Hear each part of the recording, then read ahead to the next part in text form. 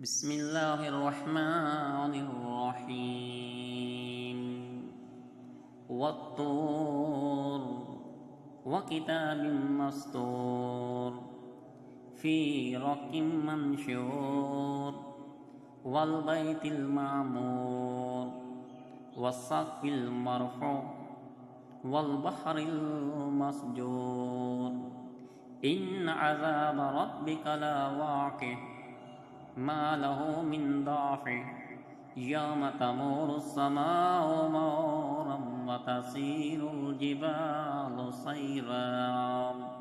فويل يومئذ للمكذبين الذين هم في خوض يلعبون يوم يدعون إلى نار جهنم ضاء هذه النار التي كنتم بها تكذبون